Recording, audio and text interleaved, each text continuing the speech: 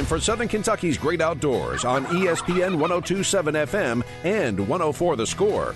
Brought to you by Bowling Green Refrigeration, Heating and Cooling and Renegade Marine and Outdoor Center with your host, Brian Webb. Also starring John Kirby and Sergeant J.D. Williams from Mohawk Outdoors, Josh Honeycutt from Realtree Outdoors. Also made possible by Swagger Bipods, Gary Force Paint and Body Shop, J&K Used Cars on the Bypass. Segments in part by Big & J Long Range Attractants, our national sponsor, and Renegade Marine, also featuring Realtree's Michael Penley Small Game Recipes from Realtree Outdoors, Timber 2 Table Wild Game Recipes, sponsored by Pabst Beef Jerky, fueling your outdoor lifestyle, and all phone interviews via the Line X of Bowling Green hotline. Get ready for all things outdoors. Here's your host, Brian Webb. I got it made. I'm just laid up here in a country state of mind, catching these fish like they're going out of style. All right, folks, welcome. It's time for Southern Kentucky's Great Outdoors. We're ready to have some good old fun right here. Good old-fashioned kind of fun. Great show tonight. We got Ranger Dan Taylor going to come on, Corps of Engineers. And he's really going to give us a kind of shed a light on the moisture up there, John. It's just crazy, isn't it? It's pretty wild, man. The water levels are up. They haven't sniffed winter pool all winter long, and this is the second year running they haven't touched a winter pool. So I honestly can't remember that ever happening, to be honest. Josh and John's going to be coming at you probably 20, 25 after the hour. They're going to dig in there. And about 10 minutes till we head to, I think, Warney Sports. We've got a game tonight. Warney's playing tonight, Casey? Yes, sir. So you can hang around for that. Here's some basketball there. But we're going to talk a little bit about you got Thule coming on, John. What's he going to tell us about? Yeah, Kyle Thule from South Central Kentucky chapter Delta Waterfowl. They're having their big annual banquet coming up this weekend. He's going to tell us all about it, how to get tickets, how to get in there and have a good time, talk hunting with guys, good fellowship, food. If you like winning free guns, they got a lot of raffles, stuff like that. And it benefits waterfowl, so why not go? Absolutely, why not go? Without further ado, let's get him in here. Timber to Table, you can find it at realtree.com/timber-table or -2-table-wild game, all that jazz. It's easy to find, put it that way. Not as hard as I just made it sound. Pabst Beef Jerky, sponsor of Timber to Table here. Premium beef jerky made in the USA from a solid piece of American beef. Keto friendly, all that jazz. It's fueling your outdoor lifestyle. And I'll tell you this, Penley, he's on the Line X hotline. Barbecue beef jerky, your favorite Grippos there, Mike. I had a bag of that the other day, man. Woo! I needed a glass of water after, though. Yeah, it's good stuff, but you do need something to drink, yeah. Oh, man, listen, I noticed that you're going to... Now, I've been dying to see this quail recipe, but I'm sure you'll save that for another show. That looks pretty awesome. But you're going to talk to us tonight about venison ham, which equally delightful.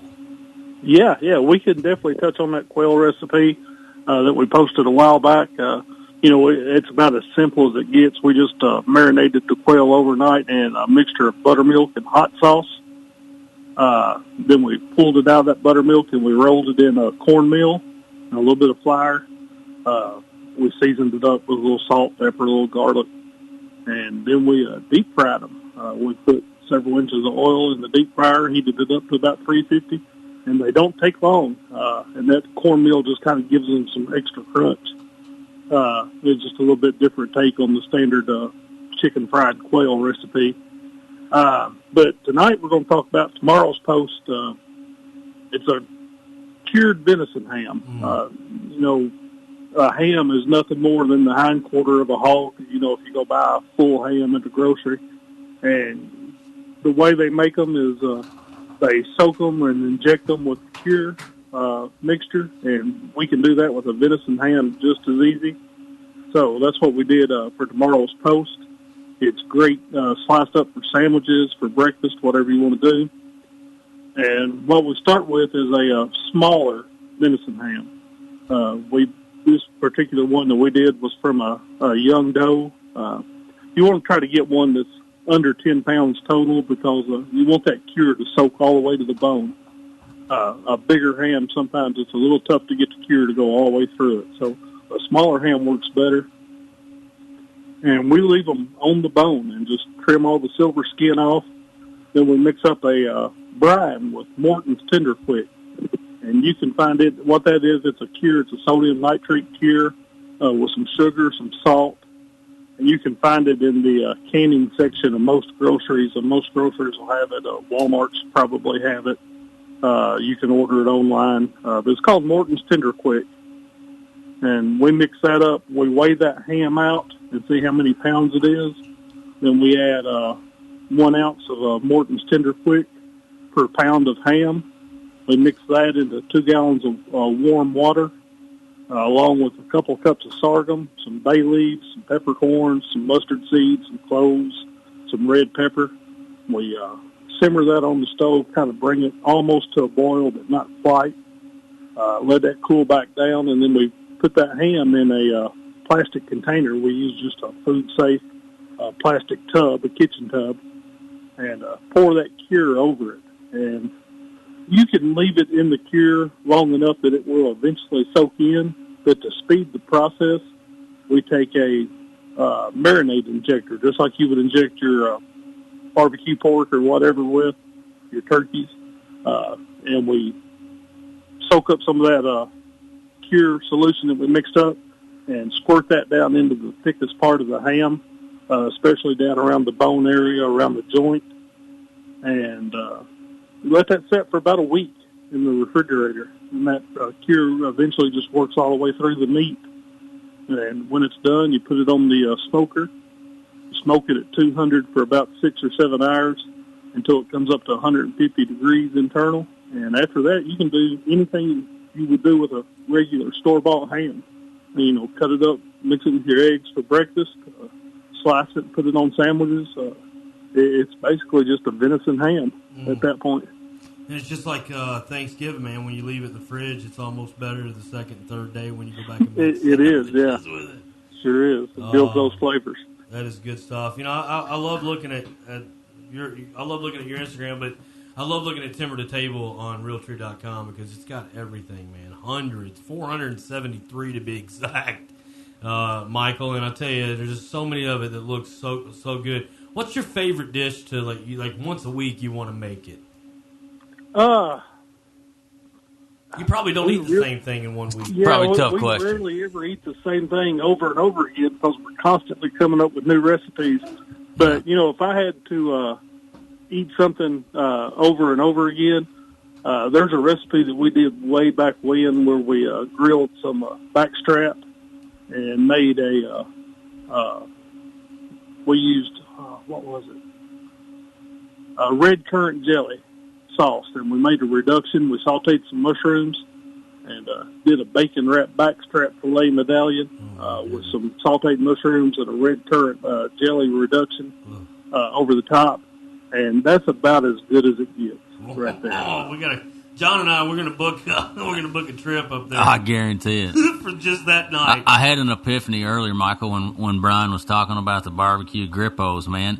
Think about just chopping those barbecue grippo potato chips up and then rolling those on some sort of meat and then frying good it. Idea. We do it. We do it with a wild turkey breast. Yeah, that sounds really good. Instead of using flour, put you some of those grippos chips in a Ziploc bag and take a rolling pin and roll over them or put them in a food processor and powder them up.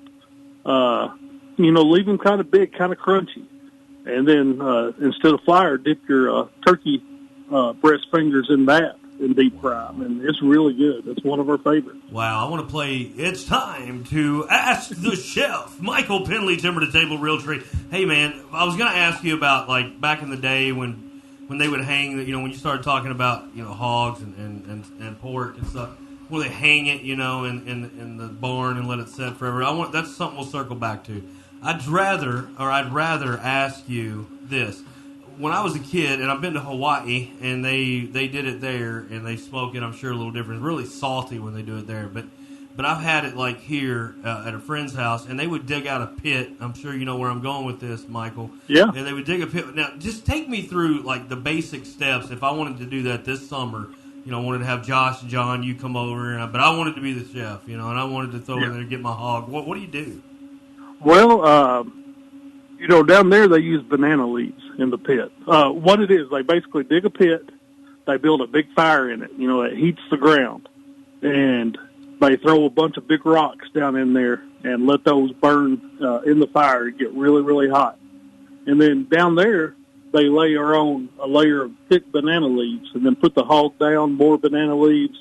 Then they cover it usually with a tarp or something and cover it with dirt so that it's basically cooking inside the ground. That ground's a great insulator. It holds that heat in. And you can let it cook for 24 hours like that. Here, since we don't have a lot of banana trees just around handy, a lot of people use wet burlap. You want to really soak it so that it's not, there's no air getting down to it, so it's not going to burn. So you just, soak fresh, untreated burlap. A lot of people do that. A lot of people just do chicken wire layer to keep the hog up off the coals. And then same deal, you cover it up with a tarp or whatever, push a little dirt back over the top of it to hold that heat in, and then let it cook all night long. It's a great way to cook a hog. They've been doing it for thousands of years that way. Let me ask you this. The hog itself, is that dressed, or does you just throw the whole thing down there? Okay. Yeah, the way we do it when we're roasting a whole hog is we'll dress it. We'll put it on its back. We want the belly up. Of course, it's opened up at that point. And we'll go in and take a Sawzall and just barely cut through the ribs down either side of the spine so that the ribs are loose. Gotcha. And that kind of lets that hog relax a little bit. It lays down the side, the ribs lay down a little flat that way. And we'll take, on a whole hog, we might take 3 or 4 gallons of a peach juice-based marinade injection. Got a little spice in it, a little bit of peach juice, a few other odds and ends. You're killing me, and Smalls. we'll take a big injector and inject every muscle in that hog with that. Season it up on the exposed meat. Salt, pepper is all you really got to do. Some people will put a little barbecue rub on it. And then we put it in the smoker. I've got a buddy that's got a big smoker that'll hold an entire hog. And you want to build the heat under the shoulders and under the hams because that's the thickest part of the hog. That's the part that's going to take the longest to cook. And less heat in the center, under the loins and the ribs. You don't need quite as much heat there. And when it comes out, somebody that's been around it a long time because the first piece of meat they'll reach for is that jowl, that cheek of that hog. Oh, yeah. That's the best part of it. And it's like the filet mignon. Yeah, if anybody's been around many whole hog roast, that's the part they'll go for most often. So. Hey, speaking of hogs real quick, Michael, I want to ask you, I saw this video clip the other day of a guy making Japanese sausage. And I really want to make it, and he was using natural casings. Where could a guy go to get natural casings? Just about any butcher shop will have them. Yeah. Gander Mountain, Cabela's, they usually got them. It's just a standard natural hog casing. And when you get them at the store, they're going to come packed in salt. And to prep them for use, you want to take them out of that package, rinse the salt off, and then what I do is I pull it up over the nozzle of my kitchen sink, put the other end in a bowl, and I'll run water through the inside to rinse the salt away from the inside. Yeah. And, just do what you need. Leave the rest of it packed in salt, and it's shelf-stable for years that way. If you rinse it a little bit too much, they say you can dry them out and repack them in salt, but usually, if I don't go too crazy overboard on rinsing, then I just throw away what's left. Because it's not that expensive. You can get those at any butcher shop or, like I say, most large sporting goods stores will have them. Awesome. And just feed that right onto after you rinse them out, they're really soft or really easy to use. You just want to feed them onto the stuffer tube, whether you're using your grinder or a dedicated stuffer. What I like feed them all the way on, you're saying, feed them all the way on. Yeah. And I'll usually leave a couple inches sticking off the end, and I'll start to feel, and then I will go ahead and tie my knot in after I've started putting just a little bit of the stuffing into them. And that kind of prevents getting a big air pocket down at the bottom. That's just kind of the method we've used over the years to keep that air pocket from forming. Right. But you can always if you've got some air pockets, you can always take a pin, clean needle, and prick those and let that air out after you tied the sausage up. Michael Penley, everybody. Timber to Table, Realtree.com, brought to you by Pabst Beef Jerky. Get on PabstJerky.com and order in bulk. That's what I do. You can sign up their email list, get a free Grippo's barbecue beef stick. Hey, I'm all over that, aren't you? Guarantee. Hey, Penley, appreciate you, man. Thanks, guys. All right, coming up right after the break, Renegade Marine and Outdoor Fishing. We're going to be having Ranger Dan Taylor from the Corps of Engineers going to find out about this high water. We'll have him on for a few minutes. Don't go anywhere. You don't want to miss it. ESPN Radio 102.7, SOKY's Outdoors, 104 The Score. In stores now, Pabst Grippo's Beef Jerky. We have taken the great Pabst Beef Jerky and married it with the iconic Grippo's barbecue seasoning. This is a marriage made in beef jerky heaven. The thin cut of Pabst Beef Jerky is dusted to perfection with Grippo's seasoning. Once you try it, you will know no other beef jerky compares. So the next time you're headed on a road trip to the lake or your favorite golf course, be sure to have Pabst Beef Jerky fueling your outdoor lifestyle. PabstJerky.com. Ask for us at your local store. Do you want a barrel rest or do you want to shoot with swagger? Expand your shooting zone with Swagger, the all-terrain hunter's bipod. After more than 100 years, finally shooters have a bipod with patented, flexible, hyper-extending, telescoping legs that give you agility like never before. Get rid of those stiff legs and get the bipod with infinite maneuverability. Swagger, the bipod that moves. Shoot with confidence, shoot with Swagger. Lifetime warranty, swaggerbipod.com. Not all spray-in is created equal. For example, spray-in honey. Why are all these bees following me? Or maybe spray-in tanning. Hey, you missed a spot there on your face. Oh, that's bad. See Linex Bowling Green for spray-in bed liners and Linex truck gear. It's the next level of complete tough gear for your truck. B&W Gooseneck hitches, toolboxes, step bars, and WeatherTech doormats. Gift cards now available. Easy, affordable, and rugged. Linex. Check out more at LinexandBowlingGreen.com. You're going to need a bigger boat. It's time to go fishing with Renegade Marine and Outdoor Center, 415 Commerce Drive, Litchfield, Kentucky, on SOKY's Great Outdoors. Thanks for coming on back. Time to talk fishing, except we're going to be talking to Corps of Engineers Ranger Dan Taylor, brought to you by Renegade Marine. Hey, it's Customer Appreciation Days. Take that gallon jug, get $20 with you. And, man, you can get a whole gallon of that two-stroke Yamaha Mercury oil. You can't beat that, can you, Johnny? No, I guarantee it's the best deal going. Best deal on the planet. And you buy a brand-new boat and take it home and show it to the wife. Yeah.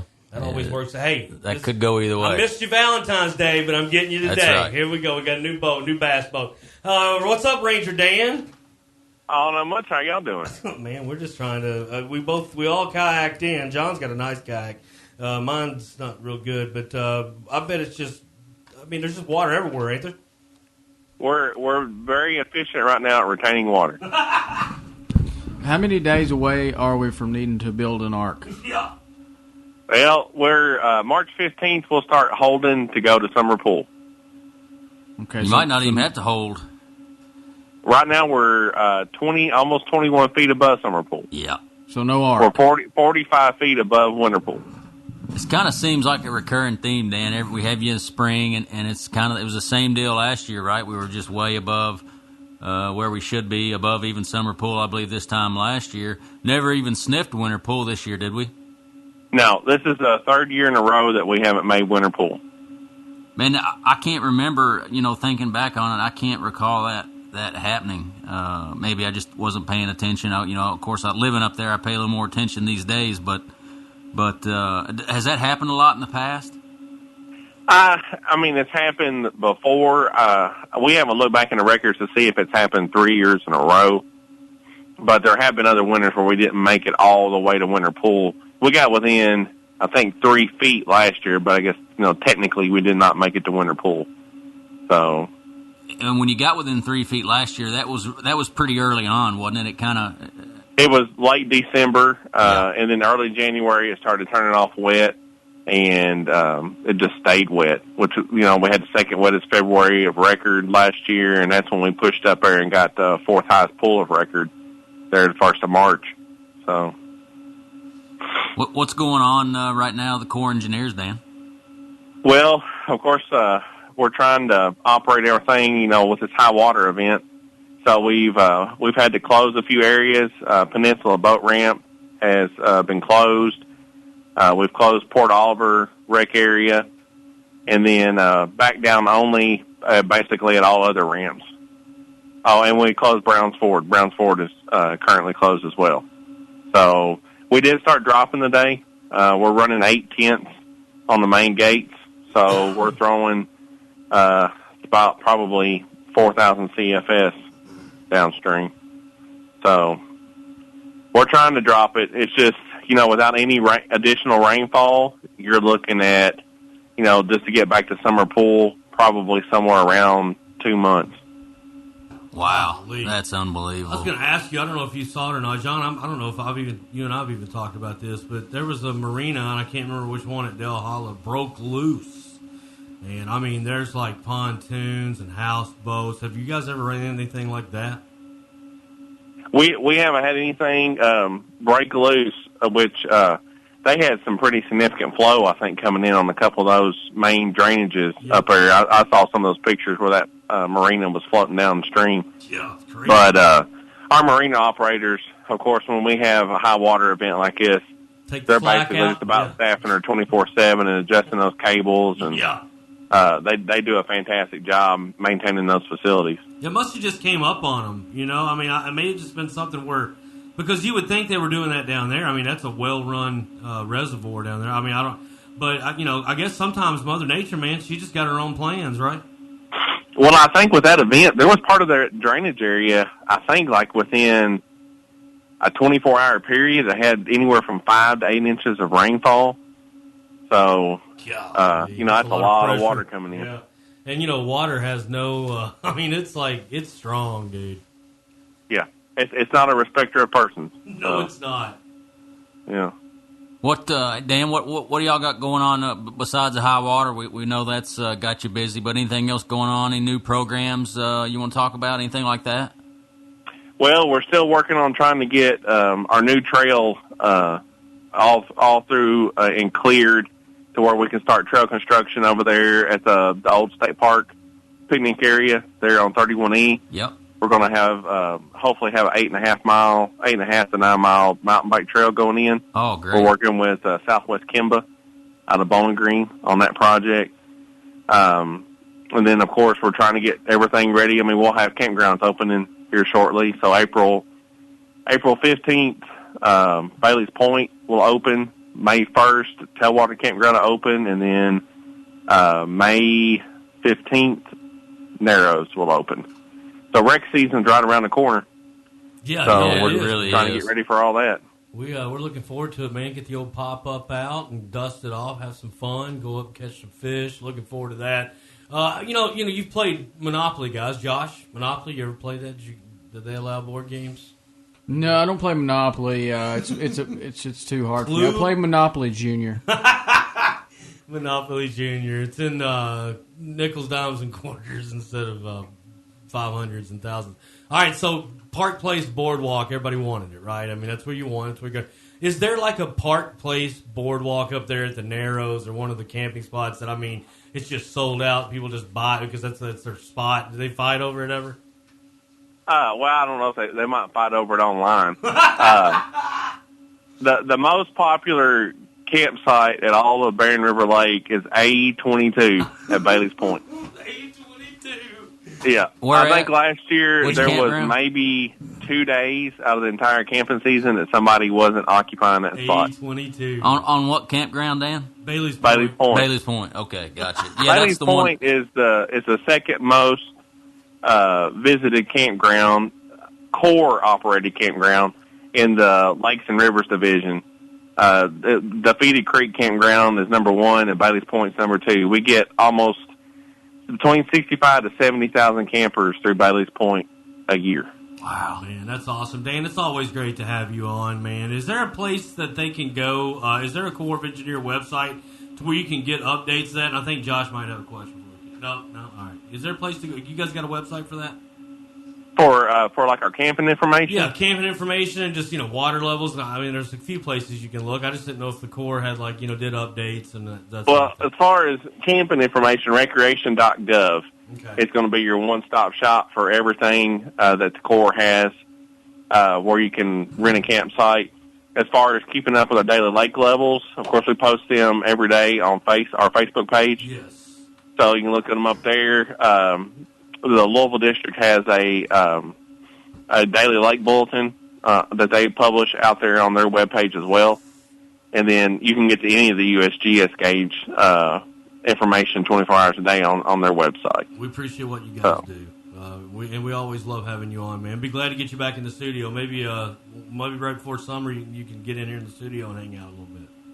Sounds good. The main thing I want, most of your fishermen and anglers right now, just be real careful with out there with floating debris and some underwater hazards that you might not be aware of just where we're above, 21 feet above summer pool.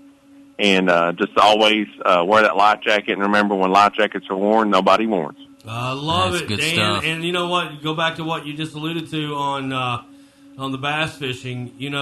Nobody wants to lose a lower unit. You know what I mean? And nobody likes it whenever their bobbers and worms get hung up. Yeah, you fell victim to a lot of bobbers and worms fell victim up there lately. But yeah, and if you do hit that lower unit, give Sherbert Van Meter up there at Renegade Marine and Outdoor Center a call. They'll take care of it. They fix them in their service department. Dan, thank you so much, man. Corps of Engineers, appreciate y'all. All right, thank y'all for having me. All right, man. Thanks, Dan. Again. All right, we'll get right back. We're going to be talking some hunting and fishing during the Big and J Long Range Attractants and Swagger Bipods hunting segment with John Kirby and none other than Josh Honeycutt. Don't go anywhere. Stick around. Southern Kentucky's Great Outdoors, ESPN 102.7, 104 The Score. Spring is around the bend and you still don't have a Tracker, Nitro, Regency, or Sun Tracker boat? Don't wait. Get to Renegade Marine today so you've got that new Tracker, Nitro, Regency, or Sun Tracker boat for this summer. Get on the water this summer with Renegade Marine's huge selection of boats with financing available so you can find that boat that you want and that payment that fits. Service is available too to make sure you're on the water as much as possible. Get to Renegade Marine, your authorized Tracker, Nitro, Regency, and Sun Tracker dealer just off the Western Kentucky Parkway, exit 107, or online anytime at renegademarine.net. J&K Used Cars is the place to go when you need a quality automobile at an affordable price. Stop in at 670 on the Bypass in Bowling Green and see this week's special.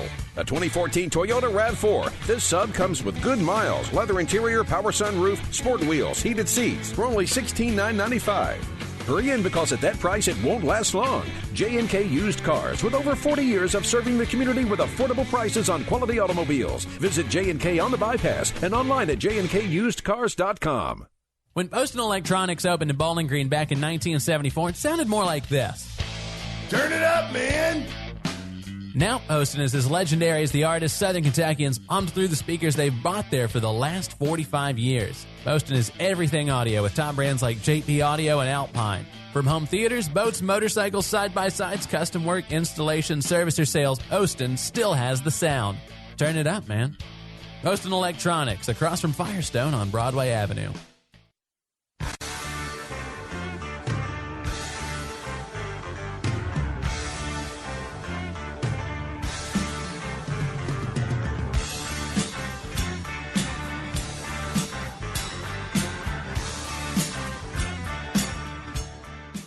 Southern Kentucky Great Outdoors Hunting segment brought to you by Big and J Long Range Attractants and Swagger Bipods.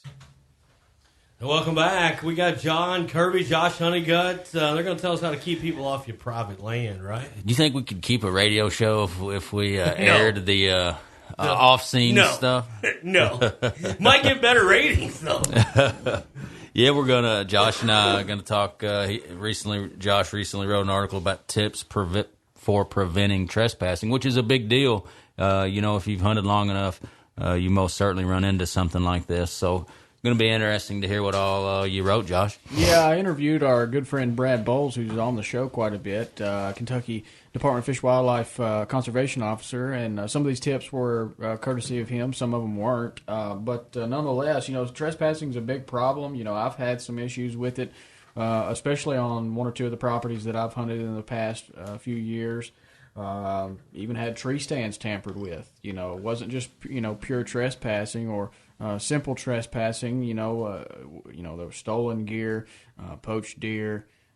And again, like I said, the worst of it, at least in my opinion, was the tampered tree stands to where they were no longer safe, which is, according to the statutes, that is wanton endangerment in Kentucky in the first, it's wanton endangerment in the first degree, which is also a Class D felony. So if you ever get mad at a fellow deer hunter and think you're going to tamper with their tree stand, I would advise that you do not. Yeah, because I would say that could turn from wanton endangerment to murder real quick, if something bad were to happen, and Josh, I know, like you said, you've had a couple of instances where people have messed with your tree stands. Not a good feeling, I would imagine. No, it isn't. So always put a lifeline on your tree. Make sure you give those things a tug, too, before you start climbing up, because those can be easily tampered with as well. But try to take all precautions. Make sure before you actually step over into your tree stands, make sure you just step on them with 1 foot, observe them first. But then if you think that they're safe, while you're still holding on to the ladder with 1 foot and 2 hands, put some pressure on that platform before you step completely over into it.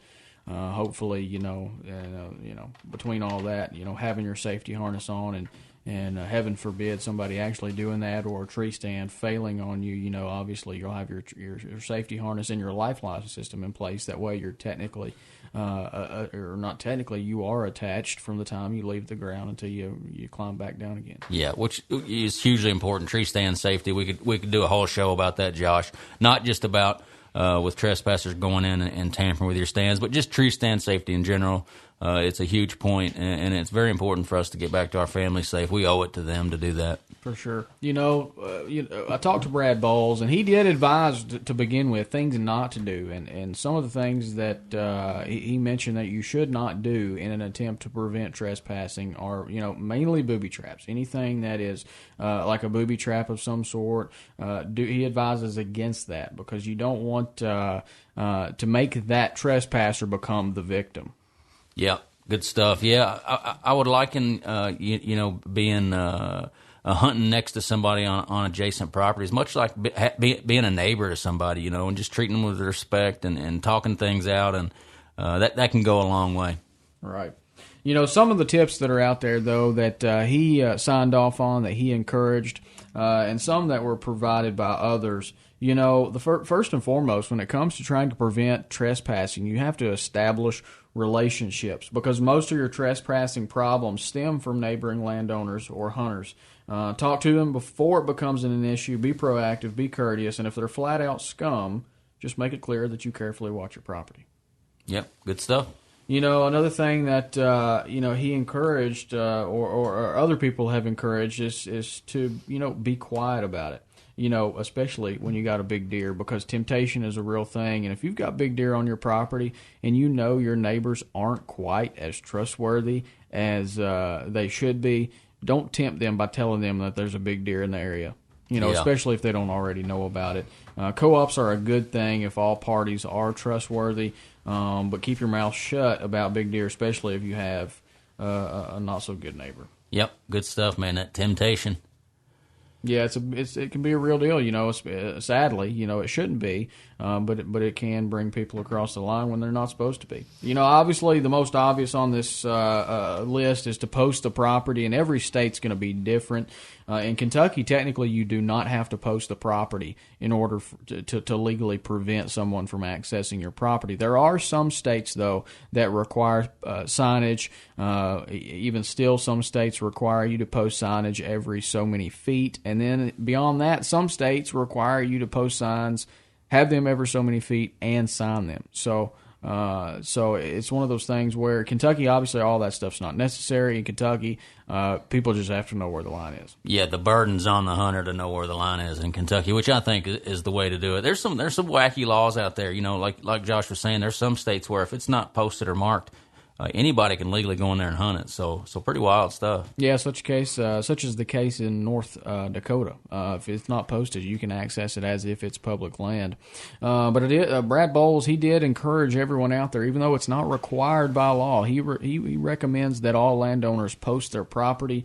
But he says that the signage needs to be very visible and is probably best placed higher off the ground than what a person can stretch to reach. He says that a lot of signs are frequently torn down. Yeah, that's a good point. What if your neighbor's Shaquille O'Neal, though? Just get a big ladder, I guess. But I think putting the signage up, even though we don't have to, it just kind of is indicative of a landowner who is out there proactive on his land. He spends time out there, and it might show a potential trespasser that the landowner's around, you know. Absolutely. Another tip that was provided was to fence your property lines. A good fence is expensive, but helpful if you want to keep people out. If people have to climb over or cut through a tight 6-strand barbed wire fence to trespass, they're less likely to do it, especially if they're the type to trespass in either a vehicle or ATV. Definitely not a cheap prevention or preventative measure, but it's definitely something that can help. And as we keep going through this list, you'll notice that each of these things that we mentioned is just another layer of defense. Mm-hmm. Not one of these things, on its own won't do much to help prevent someone from trespassing. But whenever you do all of these things, and we have about 10 or 12, maybe even more things that you can do to help prevent it, when you add all of those components to a property, that's a multi-layered defense system. That it may not completely keep people from trespassing, but it's going to be the best plan possible for discouraging it. Yeah, and all those things, like Josh is saying, in tandem, they kind of become greater than the sum of their parts when you do them all together like that, yeah. Absolutely. Once you've got it fenced, make sure you've got it locked and lit. Once the fence is up, put in metal gates and chain them to 6x6 posts or something of the equivalent. Bowles recommends locking gates and adding motion lights to any buildings on the property. Other great things to do is to create physical and visual barriers. Fencing aside, creating other barriers is a good idea. Maybe just on your side of the fence line in open areas. Plant cedar trees along your side of the fence. Space them out about 15 feet apart. This adds another layer of defense. And once trees mature, they'll block views and prevent vehicle traffic too. And timber, hinge-cut trees along the property line and fell them parallel to the fence to add another layer. Man, that's really good stuff there, Josh. That kind of goes in with the food plot, adding that visual barrier so that passerbys on the road or adjacent properties don't see deer in your food plots. Man, that's good stuff. Yep, post trail cameras too. Use some of your cameras to monitor likely access points onto the property. Bowles said that trail cameras in inconspicuous places are always a plus. Even if they don't catch a person actively trespassing on a property, a captured image and identification can lead to prosecution. He says we work many cases like this, and after identifying the suspect trespassing, we obtain a criminal summons for them. Often these investigations lead to numerous other wildlife violations, no permits to hunt, untagged game, etc. Yeah, that's good stuff. I would think putting a couple of decoy trail cameras out might prevent some people from trespassing. If that doesn't get them, maybe the trail cameras you have like 20 feet up in a tree pointing down, that might get that evidence you're talking about. Absolutely. And make sure when you do that, put them on a big tree that if they want to cut it down, they're going to have to go get a chainsaw to do it. So trees, put them on trees that are, at least 10 to 12 inches in diameter. Yeah. Don't put them on a sapling that's 3 or 4 inches in diameter that they could easily cut with a handsaw. Yeah, and use good locks too. Something that's easily defeated is not gonna do much good. Absolutely. He says that it's great to patrol your property lines too. Don't forget to take a stroll every now and then. Sometimes be obvious about it. Let neighbors see you doing it. Bowles said that, again, the aim is to deter persons from coming onto the property. Trespassers don't want to be caught, so if they think it's a property that's frequented by the landowner, they're less likely to trespass. But he also says to not be predictable. Other times, go incognito, but don't be so sneaky that people think you're never there. It's good to maintain the property, make it look like you're accessing the place on a regular basis. Old signs in grown-up areas around barns and access roads make trespassers think that there's seldom anybody there. The biggest trespass complaints that they get as game wardens come from absentee landowners and lands that are not maintained. Yep, good stuff. I might have to build some scarecrows that look just like me. Right. Set them up everywhere. That won't be hard. No. True. No, I mean, how many is there still fist fights to this day? I mean, as a child, funny you asked that, Brian. There's an attorney in Bowling Green that got arrested last year during modern gun season. They got him and his neighbor got into a fist fight. They sure did. I saw one. And I saw him at the lake growing up, and I have seen one hunting, but it was a dove hunt though. The weirdest thing it could have been. So it wasn't a poaching or a trespassing situation, but the one on the lake with people throwing over your line while you're on fish. That's a good way to go to the bank. It's just like everything, Roll man. them up. If you use some common sense, all of these things can be avoided. Be avoided. You're right. Absolutely. The next thing that we've got on our list full of tips is to know your game warden. Bowles says that he's commonly approached, and people will come up to him and say, hey, I caught a guy trespassing on my property last week, but I didn't know who to call or didn't know how to get in contact with you. Bowles said that the bottom line is that game wardens want you to call and report trespassing activity. Trespassing often leads to numerous other wildlife violations, as we previously mentioned. But he says they can't help if they're not called. So make sure you know the game warden. Make sure you have their phone number. And if you don't know who to call, you can reach an officer directly through a dispatch center. So plenty of ways to get in touch with them, even if you don't know exactly who that is in your area. Absolutely. Good stuff. Yeah, I'd say a lot of people don't call because, like you said, who do you call? Absolutely. And, you know, if you don't catch them in the act, and even if you do, there's ways for you to collect evidence whenever the trespassing occurs. Collect any clues you find that point to trespassing and turn them over to a game warden. Keep a log of the dates and times of any issues. Save trail camera photos of people that's trespassed. If you find a lot of excessive sign, like tire tracks that you know don't belong to you or someone who has permission to be there, or if you find a bunch of trash dumped out, especially if you find deer carcasses that appear to be of the hunting nature and not the predation or natural causes. You know, anything you come across, make sure you record it, take photos of it, take videos of it. And if you see someone trespassing and you catch them in person, definitely pull out your cell phone and record it. Just about everybody has an iPhone or an Android phone these days, and you can zoom right in on people, and even if there are ways out there, you can still get enough identifying features to get what you need. Absolutely. Got to have that evidence. Yep. And lastly, follow through. Show them that you aren't messing around. Bowles says that the biggest frustration game wardens whenever laws passing is that they oftentimes decide not to prosecute. They've worked hard to catch the trespasser. He says that the landowners wants to warn them they can do that on their own. There's simply not enough of the game wardens out there to respond to every trespass complaint if the landowner doesn't want any enforcement action taken. So, yeah, definitely. A lot of good stuff there, Josh, man. That's a good article. Yep. So there's plenty of ways that you can help prevent trespassing. None of them is going to be foolproof on their own or collectively either. It still might happen. But if you implement these strategies and you try to do everything you can to keep people that's not supposed to be from accessing your property, it's best to be prepared. And those are definitely ways to do that. Absolutely. Yeah. Best thing, build a relationship with those property owners next to you, adjacent to you. That's the best strategy. But like you said, Josh, you can't do that with everybody. Absolutely. And I do want to say that, you know, even though if you catch someone trespassing, I would advise that it's not always the best case to prosecute. And I'm going to use a personal example of that. Now, if you don't want to prosecute, I wouldn't call a game warden and have them come investigate it. You might tell them about it so they're aware. If you don't want to prosecute, but don't have them come out there and spend all kinds of time and energy, as Mr. Bowles said, for them not to actually follow up and be able to prosecute it. But, I'm not saying, sometimes prosecution isn't the way to go. This past year, I had an incident where someone, basically I recorded them breaking hunter harassment laws. Yeah.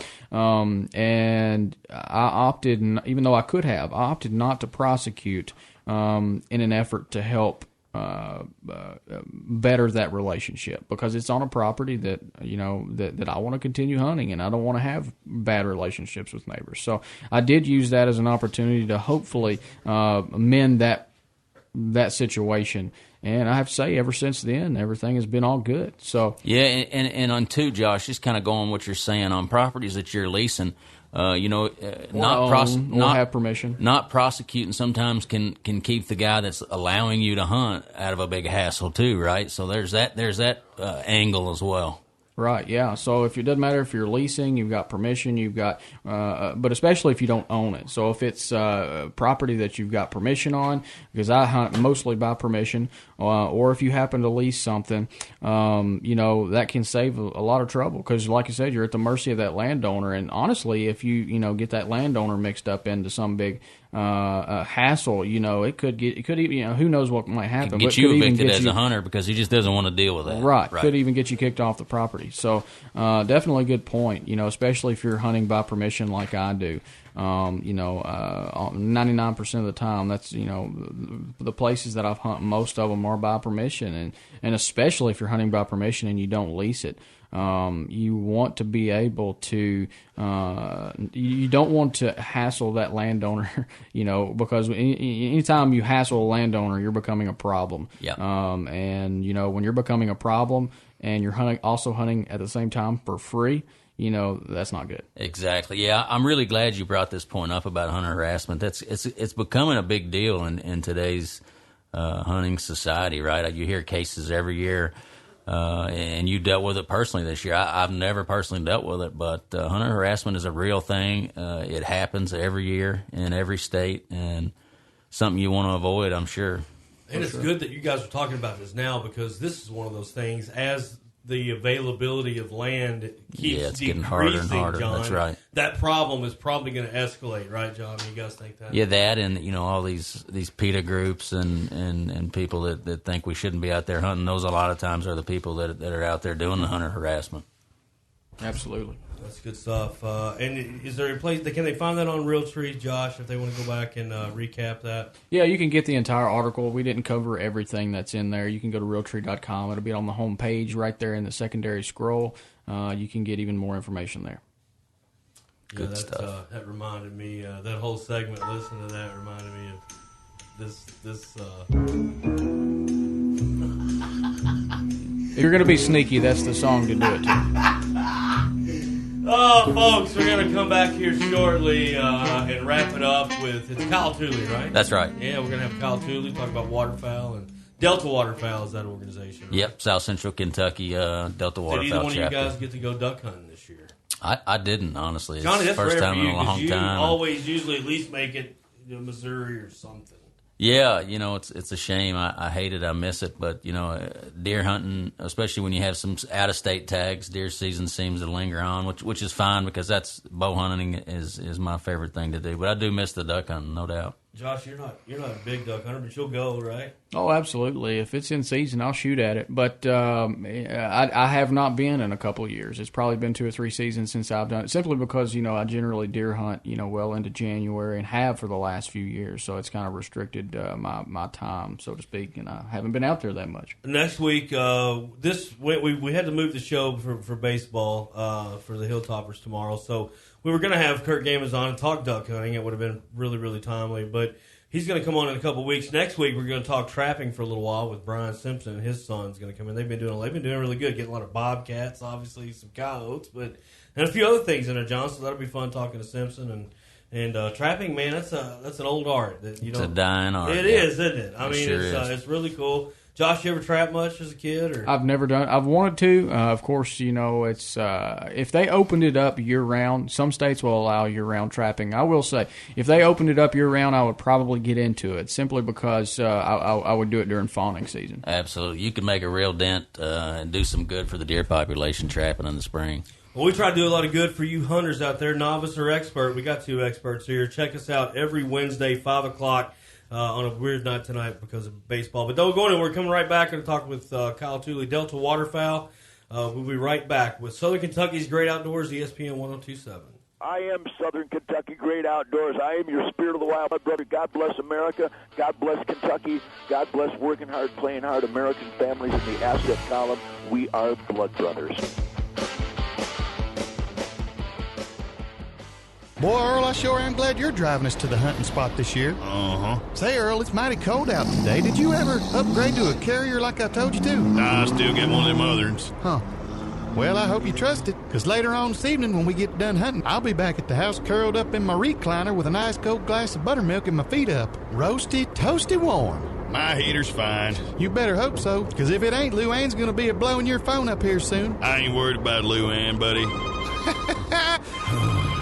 Yeah. Earl, where on earth are you at? I am at home, this heater is busted, and I'm freezing my piggies off. Get home right now. All right. Now, Earl, I can see you're mad, and I ain't happy about this neither, because now we ain't going to get to go hunting, but you should have turned to the experts and upgraded a carrier like I told you. Your comfort is their concern, Cat Daddy, not all. You quiet now. All right.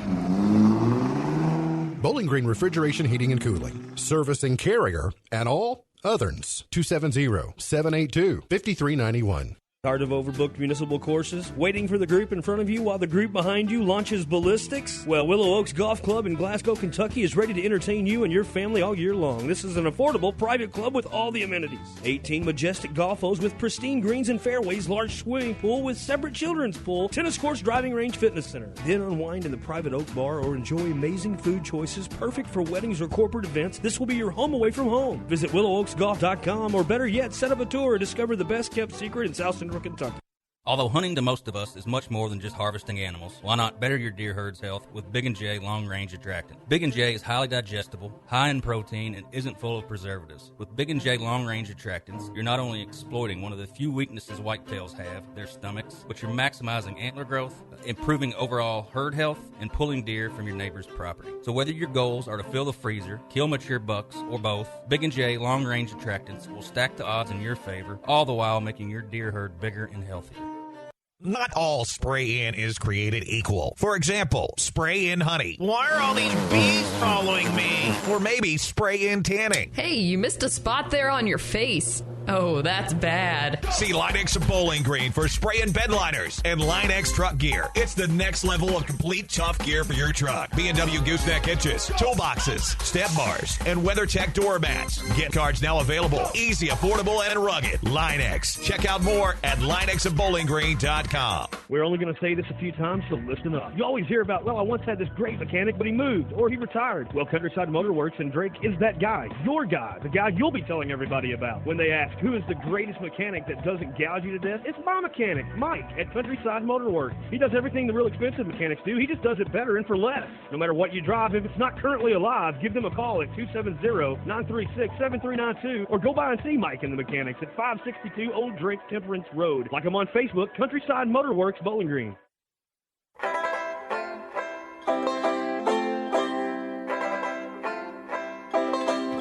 Really?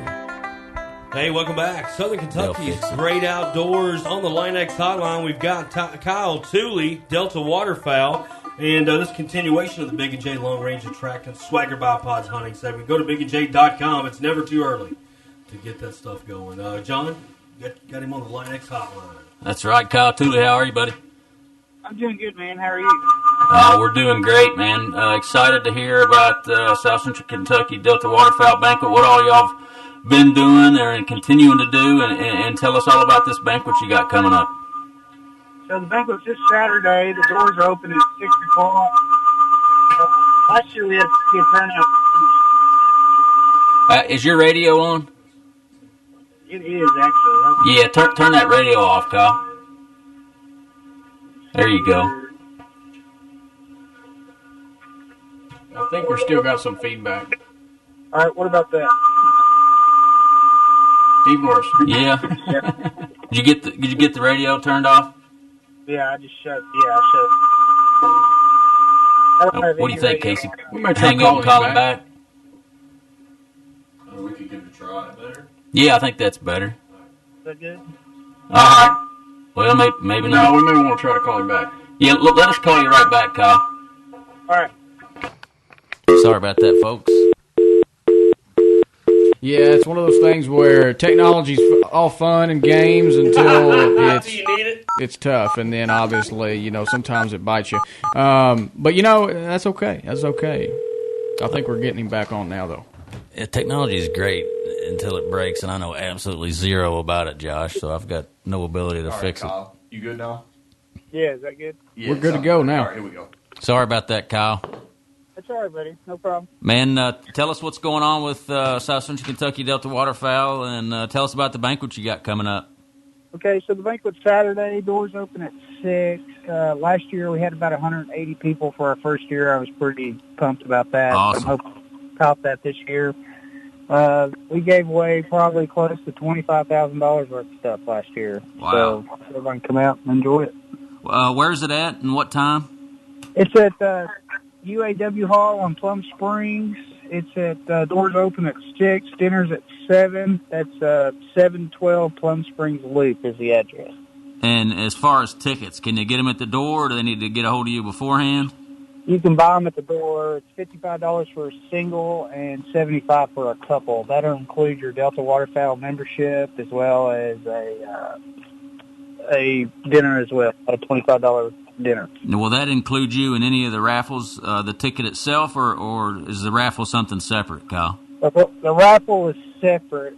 We will have tickets from $10 to $20, and we'll have packages from $100 to $500. So basically, the higher the package, the more tickets you're going to get. Man, awesome. So it sounds like y'all are giving away a bunch of good stuff, like you did last year, guns, coolers, all kinds of different stuff. Yeah, we got guns, coolers, decoys. We've actually got a bunch of predator packages, deer hunting packages, so it's a little more than just duck hunting. And so you had 180 last year. That's pretty admirable for your first year, wouldn't you say? Yes, it was. I was very, very, very happy. Tell us a little bit, Kyle, real quick about Delta Waterfowl, kind of the mission statement behind it, and what all you guys do. Okay, the cool thing about Delta is more. It's evolved around ducks and duck habitat, but it's also the predator side of it too. They're really big on predator control, so taking out skunks, raccoons, coyotes, bobcats, anything that's going to eat a duck or eat an egg, they want to maintain that. Nest raiders, right? Do what now? Nest raiders. Yes, nest raiders. We can't stand it. Absolutely. So what all do you all do around here locally? I know it's an organization. You have members. Do you all have like a reoccurring banquets or get-togethers or kind of how's the whole process work? So last year we had a few guys in the chapter that got involved. Dylan Huffman headed it up, and we put out a bunch of wood duck boxes last year on Green River. So I told them this year, it's like we need to come up with a goal or a plan, and our plan is we want to take 5 kids to Mississippi during youth season, duck season, that's never duck hunted before. So we want to take 5 kids and get them involved in the outdoors that's never done it before, and it'll all be paid for by our banquet. Man, that's awesome. So were y'all doing fundraisers and stuff for that, or how's that work? So the way it works, what separates us from, like, say, Ducks Unlimited is, so after everything's paid at the banquet, we are able to keep 22% of that money, and it's up to us as a chapter to choose on what we want to do with it. So we chose this year to take 5 kids on a 2-day youth duck hunt. So y'all did that this year? Y'all took them to Mississippi this year? No, we're going to take them this coming up duck season. Okay. So all the funds that we raise this Saturday will go towards that. Oh, very good. And how are y'all going to go about choosing the kids that get to go on the hunt, Kyle? You know, we haven't gotten that far yet, but I'm thinking maybe we can just do like a Facebook drawing. Like anybody that thinks that their kid, might like that opportunity or enjoy doing it, we'll put their name in there and do a random drawing of just 5 kids. So. Awesome. Well, what about the listeners out there, Kyle, that love to duck hunt? They're passionate about duck hunting, and they want to get involved with an organization like Delta Waterfowl. What do they do? Who do they contact to get involved and help out? They can contact me or Scott Marston as our regional guy. My phone number is 270-799-9377. If you have any questions and want to get involved, give me a call. Awesome, man. And one more time before we let you go, we're kind of crunched on time, but tell us again when and where this weekend. It is this Saturday, the 22nd, at the UAW Hall in Plum Springs, 712 Plum Springs Loop. Doors open at 6. Awesome. Man, Kyle, thanks so much for coming on, buddy. Hope y'all have a great banquet and raise a lot of money. All right, man. Thank you. Hope to see you guys later. All right. Thanks, Kyle. Yep, see you guys. We got a couple minutes left here, Casey. About 1 minute. About 1 minute. Well, we got turkey season on the horizon, Josh. Are you looking forward to it, buddy? For sure. I'm ready to hear a turkey gobble and see one strut. It'll be here before we know it. About 2 months away. Well, 2 months away exactly, I think. Absolutely. Opens April 18th. Yep. Yeah, looking forward to it. It'll be here before you know it. Great time to get out and start doing some early scouting, shed hunting, all that good stuff. Yeah, and on the shed hunting front, PSA for all you white gold enthusiasts out there, I believe we're at about 50% shed now. Maybe a little better, maybe 60. Yeah, that's kind of what I've been seeing, too. I haven't been out. I'm actually going to try to get out this weekend and do some shed hunting. I always say that. I rarely follow through. Something always comes up, but hopefully get out there. We look forward to seeing you back here next Wednesday, same time, 5 o'clock. This is Southern Kentucky's Great Outdoors, ESPN 102.7.